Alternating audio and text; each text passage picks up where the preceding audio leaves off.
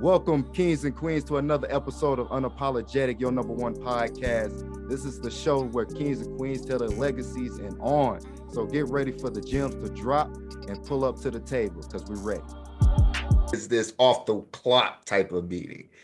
Well, with the concept for sip coffee and cocktail, and this, one of which is starting to, you're starting to see more and more of these kind of hybrid. Is for us, we can service your beverage needs all day long. Whether you are looking to have coffee, tea in the morning, to if you're transitioning to an evening where you can have wine, handcrafted cocktails, and beer. And so we service all of your beverage needs throughout the entire day. And we also have a non-alcoholic menu because we see a lot of people that are not partaking in or drinking, alcohol less and less. So we have a really robust spirit-free cocktail menu that's a part of our establishment. So that's one of the reasons why we invested, into, this business is because of a potential. Most coffee bars are only open until 3, 4 I was about to say p.m. 4:30, if the most that I've seen. Yeah. But then, so from 4 until the next morning, you're not operating. There's no revenue at all. So for us, when the concept was brought to us, we were just like, no, we like that because you have you're paying utilities throughout the entire day.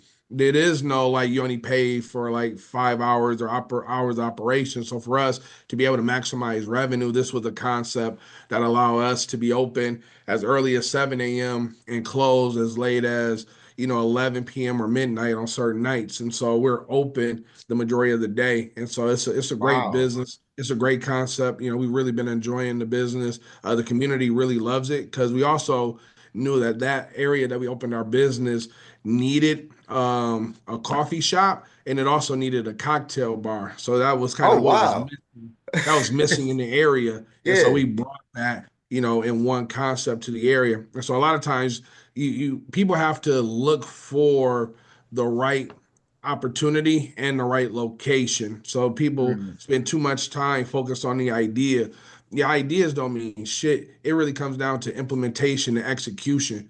Like when I'm out, when I'm out having a drink, people are come up to me 10 p.m., midnight, 1 a.m., and they're just shooting a bunch of ideas at me. I'm like, yeah, that's great. But all right, cool.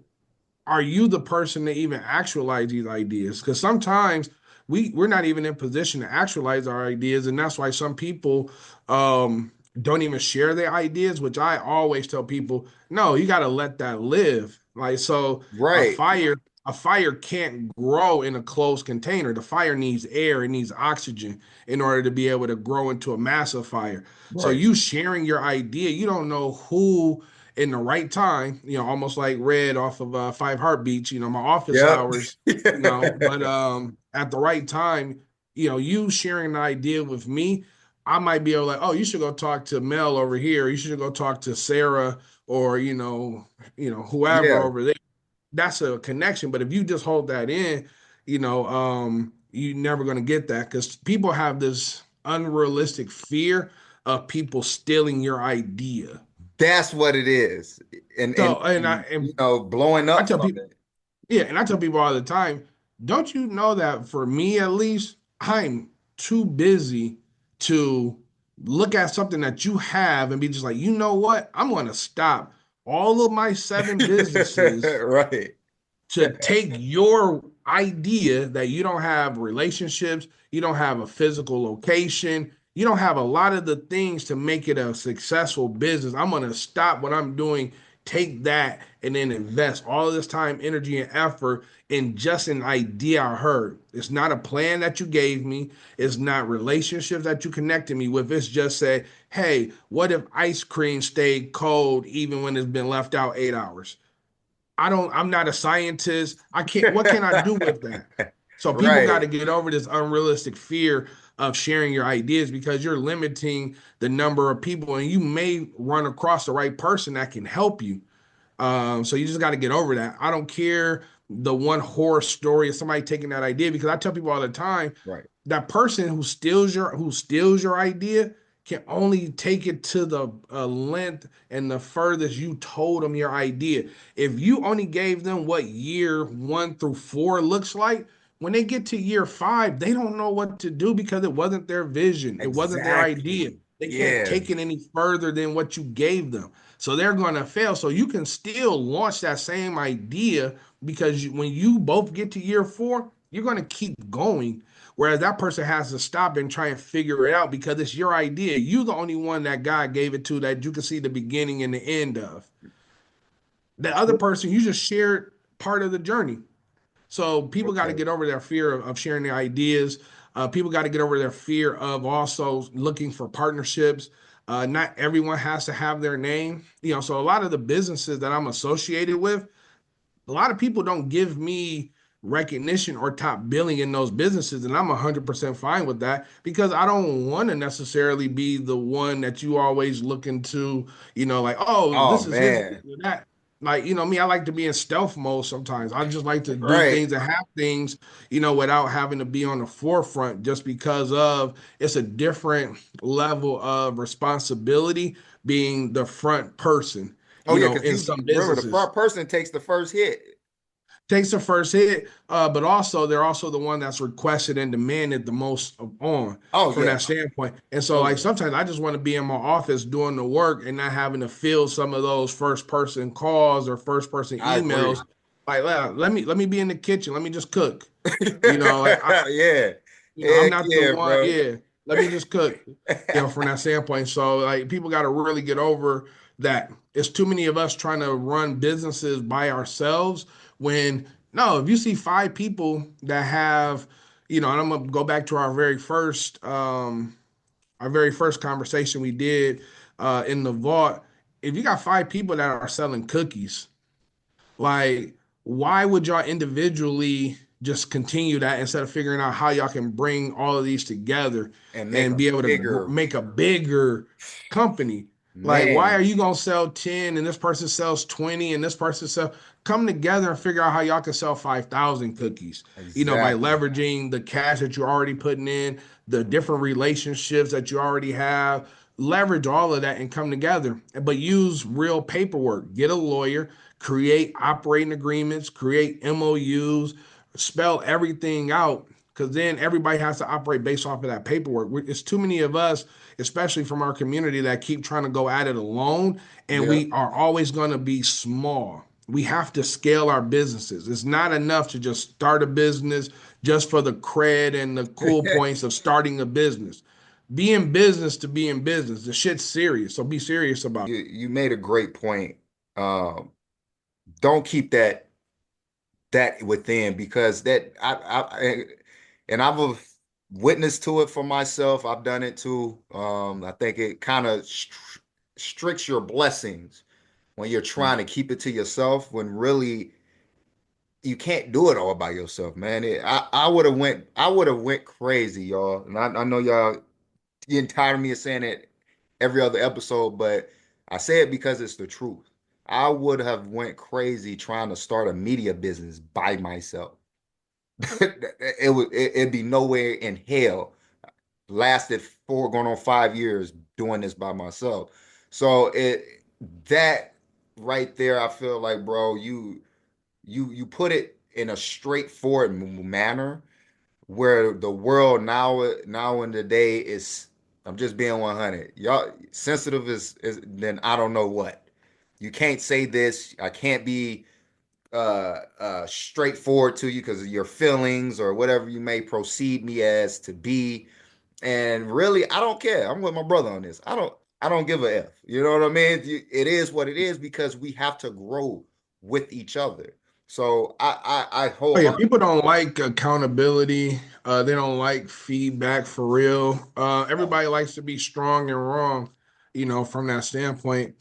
Yeah, so we definitely live in more of a PC culture, politically correct culture. Yeah. That doesn't allow for us to grow. So if I can't tell you, like for Mel, like for you, if I'd be like, oh bro, you know what? If you did this with the podcast, I think that would be dope. That's not me saying I know more than you in podcasting. It's just an observation that I had that could or could not be beneficial. That's That's it. all it is. It's Yeah. not me saying I know more than you. It's not me saying I'm an expert in that. But if I did have a podcast and I had X number of subscribers, then I gave you a piece of information or advice, that's free game that I Exactly. gave you. So if I don't have that expertise, but it's just an observation, because at the end of the day, with any business, I'm your customer. I'm the person who is going to either be subscribing, listening in. So if I have a feedback session, you should want to listen and get feedback from your customers. You don't take that one point of feedback as the end all be all. You want to get multiple points of feedback to improve. So people Exactly. don't like the process of self-improvement or improving via others' observation and feedback, because people are sensitive. I forgot who said this, but like, hey, be careful. I'm an artist. I'm sensitive about my shit. Everybody is sensitive about their shit, Man. but like, you got to be able to, you got to be willing to take that input and that feedback. People give me feedback and observations on things all the time. Right. As a business owner and an entrepreneur, in your quiet time should be a portion of that should be self-reflection. Hmm. Like, are you self-reflecting? Was it last week where somebody told you something about you or something about your business that either they wasn't aware of, didn't like, or whatever the case? Right. Did you actually filter that, or did you just like in one out the other, or did you actually sit with that to kind of see if some of it is, helpful? Right. Because the person who knows the least about your business might be able to offer you an insight you never considered. So you got to Ooh. be receptive to that, because they're looking at it from a different vantage point. You're so tunnel vision on what you're doing, you don't you don't see other aspects of what you could be seeing, and so that means you're missing on something. You don't Oh yeah. have 360-degree vision to be able to see everything all at once. So people who are willing to give you feedback, um, some of it is going to be BS. Mm. Some of it is going to be disguised as hate, but some of it is actually genuine, just like, hey, I think if you actually, did this or did that, I think that would help. And this is a person who took the time to even tune into what you're doing or purchase your Right. product or checked out your product or website. You didn't have to pay them, and they Yep. offered you free feedback on something. Man, that's invaluable. Yeah. Like, shit, help me see what I don't see. Help me see my blind spots. They're Some my I blind don't spots care for a what reason. it is. It could be a scratch. Let me point to it so I can know where this, Yeah. I get that, bro. Yeah, Hell yeah. so people are too sensitive about this shit. We live in a PC culture. Nobody's going to grow from that standpoint, because if you feel like your first thing that you roll out is the one, the most perfect thing, you're mistaken. Or if that was the case, we wouldn't be on the iPhone 16 right now. It would have stopped at one if it was Right. perfect. Yeah. I don't think we went to the iPhone. We still been on the music player. You hear me? And Yeah, so so that's what yeah. yeah, So everything is constantly improving and evolving. Either you growing or you're dying, as a business, from that I standpoint. So agree either with that. yeah. So it's like, are you growing or are you just sitting still? You can't sit still. You at least got to take a step forward every year. Stagnation is death for a business, Oh because man. you're being outpaced. So you So got to keep pace. so with that, with so since you let me piggyback off that, keep pace. So since you've been doing pretty much it seems like you in the hospitality, really big in hospitality ventures. Mhm. And so what new hospitality venture that you're able to tell us that's coming to us from you? Well, I alluded to, we're opening up our wine bar late winter 2025. So That's the biggest one, right? That's the that's the biggest newest project. one. Okay. Yeah, and then we have two new projects that we're going to be doing downtown Grand Rapids. That'll be maybe summer. They'll probably, one of them may open up, or both of them could open up summer 2025. So that's Wow, two new bro, that's hospitality spots. fast. Yeah, yeah. That's So that fast. Yeah, but for me, I'm really just focused on growing, the construction management, general contracting, so when you look at like what's your vehicle to take you to, these different levels, I just really Yeah. feel that, for us, one, Black folks are underrepresented in the construction industry, especially from an ownership of a company standpoint, when it comes to Okay. scale and all the other kind of things like that. So, for us with IO, where our goal is to hit 100 million projects within the next like 5 to 6 years.